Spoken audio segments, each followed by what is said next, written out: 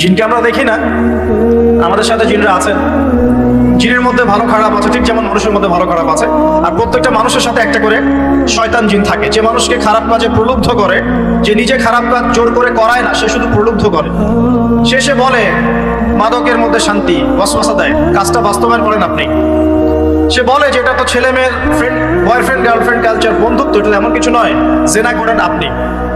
সে বোঝায় যে টাকা পয়সা আর্ন করতে হবে, বউ বাচ্চাকে সিকিউর করতে হবে, সুদটা খান আপনি।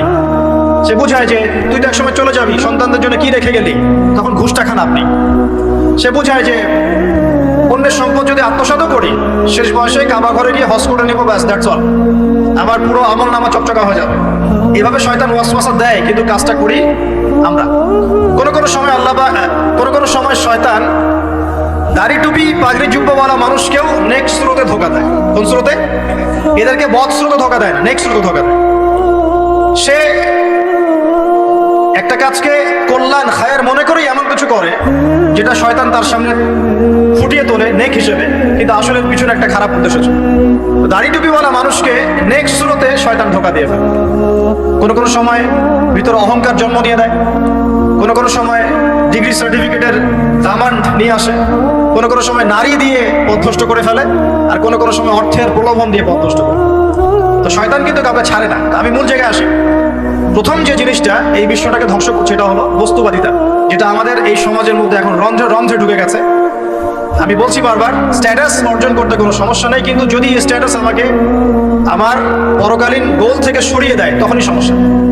কারণ মৌত কাউকে ছাড়বে না, কবরও কাউকে ছাড়বে না, কিয়ামতের মাঠও কাউকে ছাড়বে না। আর আল্লাহ পাকের সামনে আমাদের সবাইকে ইন্ডিভিজুয়ালি হিসেব দিতে হবে, একজন একজন করে। এমন নয় 10 জন আসবে, তারপর 10 জন, তারপর 10 জন। নো, আব্দুল্লাহ তুমি আসো, আব্দুর রহমান তুমি আসো, এই মোহাম্মদ তুমি আসো, এই দাউদ তুমি আসো, একজন একজন করে, একজন। সো এই জিনিসটা যদি আমার মাথায় থাকে, তাহলে আমি কিন্তু বস্তুবাদী হতে পারবো না। আমি বলছি দুনিয়া আমার প্রয়োজন। আল্লাহ পাক কি বলেছেন? এই দুনিয়া হচ্ছে সিজনুল লিল মুমিন, নবীজি বলছেন, আর দুনিয়া সিজনুল লিল মুমিন। দুনিয়া মুমিনদের জন্য কারাগার। কারাগার মানে যেখানে আমি স্বতন্ত্র স্বাধীন নই। এখানে প্রশাসনের অনেক ভাই বোন আছেন, তারা জানেন কারাগার কি জিনিস, আর যারা 2-1 যাওয়া আসা করেছে ওরা জানে কি জিনিস। এখানে আপনার কোনো ব্যক্তি স্বাধীনতা নাই। আপনি আপনার ইস্তেঞ্জা করবেন, শিশি যেতে পারবেন না, আপনি পারমিশন নিতে হবে, তারা নিয়ে যাবে, তারপরে যেতে পারবেন, তাও হ্যান্ডকাপ পরিয়ে। দুনিয়া সিজনুল লিল মুমিন, দুনিয়া মুমিনদের কারাগার। এখানে আপনি খেতে পারবেন না, খাবার আসবে তারপর খাবেন। ঘুমাতে পারবেন না, যখন ঘুমানোর আদেশ দিবে তখন ঘুমাতে পারবেন। তাও কতক্ষণ ঘুমাবেন তাও ফিক্স করা। মানে কারাগার মানে কি? যেখানে আপনার ব্যক্তির স্বাধীনতা চলে না, যেখানে আমি চলবো একটা সিস্টেমের আওতায়। এখন নবীজি বলছেন দুনিয়াটাই হচ্ছে কারাগার। তাহলে এই দুনিয়ায় কেমন করে আমি প্রবৃত্তির দাসত্ব করতে পারি? কেমন করে আমি আল্লাহকে বলে নামাজ বাদ দিতে পারি? কেমন করে জাকাত সেই কবে ফরজ হয়েছে, মিল ইন্ডাস্ট্রিজ ফ্যাক্টরিজ করেছি, জাকাত দেই না। রমজান মাস যায় আসে, রোজাও রাখি না, তারাবি পড়তে পারি না। কোরআন আমার সামনে মানুষ তেলাওয়াত করে, কোরআন আমার ঘরে পড়ে আছে, শেলফের উপরে ধুলাও আছে, শেলফের উপরে কোরআন ধুলাওয়ালা, ধুলো মাখা। কোরআন পড়ার তৌফিক হয় না, নবীর হাদিসগুলো চর্চা করার তৌফিক হচ্ছে না, ইসলামিক বইপত্র পড়তে পারি না। এই কারাগারের জীবনে বসি আমি একটা মেয়ের পিছনে দৌড়াচ্ছি, মাদক খাচ্ছি, জেনা করছি, কোনো সময় ধর্ষণ করছি, কোনো সময় সুদ খাচ্ছি, ঘুষ খাচ্ছি, দুর্নীতি করছি। এই কারাগারের জীবনে বসে, যেখানে আমার কোনো ব্যক্তি স্বাধীনতা নাই। তাহলে কারাগারের জীবনের মেয়াদ যখন শেষ হবে, যখন তাকে এখান থেকে বের করে নিয়ে আসা হবে, অর্থাৎ মৃত্যু, তখন তার সাথে কিরকম রিমান্ডে আচরণ করা হবে এটা ভালো করে বুঝে নেবেন। নবীজি বলছেন দুনিয়া সিজনুল লিল মুমিন ওয়াল জান্নাতুল লিল কাফির। কাফেরদের জন্য, মুশরিকদের জন্য এই দুনিয়াটা হচ্ছে জান্নাত। জান্নাত মানে কি? যা ইচ্ছা তাই করতে পারবেন। জান্নাত মানে কি? আপনি চাচ্ছেন আল্লাহ আমি এখন একটা খামার চাই, শরাব আপনার সামনে হাজির, চিন্তা করার সাথে সাথে। জান্নাত মানে কি? আল্লাহ আমি আপনাকে দেখতে চাই, আল্লাহকে আপনি দেখতে পারবেন। জান্নাত মানে কি? আপনি মধুর নহর, দুধের নহর, পানির নহর, শরাবের নহর, হুরে নিঈন চতুর্দিকে ঘোরাফেরা করছে। একজন নিম্নমানের জান্নাতি, মানে সবচেয়ে শেষের দিকে যারা জান্নাতে যাবে, তাদের সাথেই 2 জন করে হুরে নিঈন, আহাল পরিবার তো আছেই, গিলমান পানপাত্র নিয়ে চারপাশে ঘোরাফেরা করবে। জান্নাত মানে কি? যেখানে যা ইচ্ছা তাই করা যাবে, বলার কেউ নাই, বাধা দেওয়ার কেউ নাই, সেখানে কোনো মৃত্যু নাই, সেখানে কোনো অহেতুক কথাবার্তাও নাই, কোনো গাল গল্প নাই, কোনো মিথ্যা নাই, কষ্টের ক্লেশ মাত্র নাই। থুতু ফেলতে হবে না। জান্নাত মানে থুতু ফেলতে হবে না। জান্নাত মানে হাঁচি হবে না, নাক ঝাড়তে হবে না। জান্নাত মানে ইস্তেঞ্জা, পেশাব পায়খানা করার টেনশন নাই। মানুষ খাবার খাবে, একটা ঢেকুর তুলবে, বাস খাবার হজম হয়ে গেছে। আর জান্নাতের সবচেয়ে বড় বিষয়টা কি? আল্লাহ পাককে আমরা এই চোখ দিয়ে দেখতে পারবো ইনশাআল্লাহ। আর তার সমকক্ষ একটা বিষয় হচ্ছে আল্লাহ পাক বলে দিবেন যে আমি তোমাদের সবার উপর সন্তুষ্ট হয়ে গেলাম, যাও কোনোদিন অসন্তুষ্ট হও। ব্যাস। এখন আপনি যত কিছুই করেন এই বস্তুবাদী জীবনে, মনে একটা ভয় থেকে যাবে। আপনি বিশ্ব নেতা হয়েছেন, বড় শিল্পপতি হয়েছেন, পলিটিশিয়ান হয়েছেন, ইকোনমিস্ট হয়েছেন, মনে একটা ভয় থেকে যাবে যে মরতে আমাকে হবে, আল্লাহ আমাকে ধরবেই, হিসেব আমাকে দেওয়া লাগবেই, কবরে আমাকে একাই যাওয়া লাগবে, আমাকে কিয়ামতের মাঠে দাঁড়াতে হবে আল্লাহর সামনে। মনে একটা ভয় কাজ করে, যদিও বাইরে মানুষ দেখায় যে কোনো ভয় নাই। মানুষ বাইরে অভিনয় করে, মানুষ সমাজের মানুষের সাথে বাইরে একটা অভিনয় করে। কোনো কোনো ক্ষেত্রে আমরা নিজেরাই নিজেদের সাথে অভিনয় করি। কথা সাহিত্যিক হুমায়ুন আহমেদের নাম শুনেছিলেন? শুনেছেন? ইন্তেকাল করেছেন। একটা সময় ছিল আমরা স্কুলে পড়তাম, কলেজে পড়তাম, মাঝে মাঝে টুকটাক এ ধরনের কিতাব বইপত্র পড়া হয়েছে। হিমু, মিসির আলী এসব পড়া হয়েছে। শরৎচন্দ্র, বঙ্কিমচন্দ্র, রবীন্দ্রনাথ, নজরুলের কবিতাগুলো, ইভেন শেক্সপিয়ার, অ্যাডাম স্মিথ সহ, যিনি অর্থনীতির জনক। যাই হোক, তিনি তার বইয়ের মধ্যে লিখেছিলেন যে এই পুরো দুনিয়াটা হচ্ছে অভিনয়ের মঞ্চ।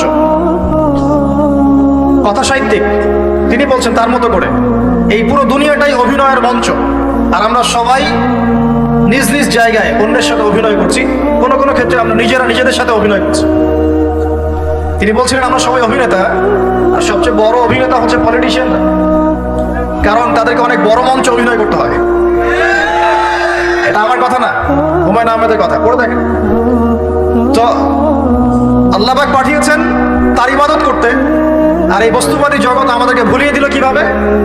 কয়েকটা প্রলোভন দিল। প্রথম প্রলোভন হচ্ছে টাকা, তারপরে জীবনে কি করব, প্রতিষ্ঠিত হওয়ার চিন্তা, তারপরে চাই চাই আরো চাই, এই একটা আকীদা দর্শন, তারপরে আমার স্ত্রী সন্তান আহাল পরিবারের কি হবে, আর আরেকটা দর্শন আছে, এটাকে বলে চারবাক দর্শন।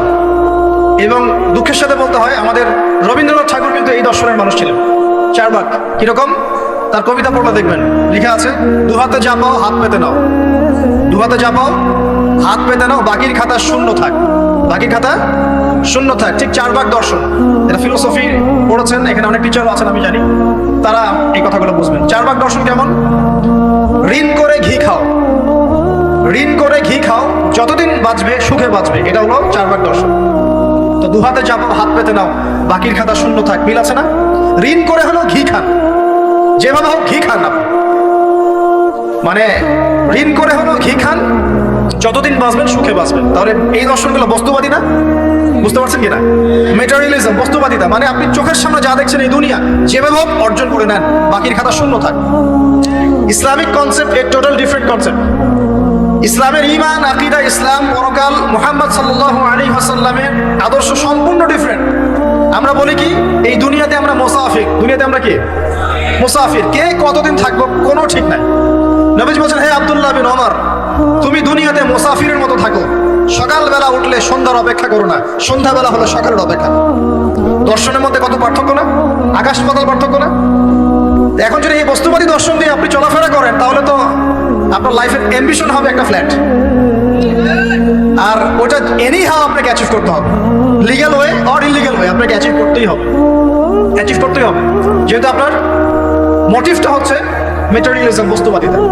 আর নবী সাল্লাল্লাহু আলাইহি ওয়াসাল্লাম কি বলছেন? সকালে ঘুম থেকে উঠলে সন্ধ্যার অপেক্ষা করো না, সন্ধ্যাবেলায় থাকলে সকালের অপেক্ষা করো। তুমি দুনিয়াতে মুসাফিরের মতো থাকো, তোমার যতটুকুতে দুনিয়া চলে যায় এতটুকুতে সন্তুষ্ট থাকো। নবীজি আরো বলছেন, তুমি কখনো উপরের দিকে চোখ দিয়ে হেঁটো না, রাস্তায় যখন হাঁটবে উপরের দিকে দেখো না। লা তানজুরু ইলা মান হুয়া আসফালা মিনকুম, যারা তোমাদের উপরে আছে ওদের দিকে দেখো না, বরং তুমি দেখো যে তোমার নিচে কারা আছে। আবার বলছি, নবীজি বলছেন, তোমরা হাঁটবে যখন রাস্তায় চলাফেরা করবে, তোমাদের উপরের দিকে দেখবে না যে তোমাদের উপরে কারা আছে, অলওয়েজ দেখবা তোমাদের নিচে কারা আছে, তোমাদের চেয়ে খারাপ কারা আছে। এক ভাইকে আপনি দেখবেন আপনি সুস্থ, তার হাত নাই। আরেক ভাইকে দেখবেন আপনি সুস্থ, তার চোখ নাই। এক ভাইয়ের পা প্যারালাইজড হয়ে গেছে, এক ভাইয়ের বডি প্যারালাইজড, একজন হার্টের রোগী, একজন ডায়াবেটিসের রোগী, আপনি সুস্থ আছেন,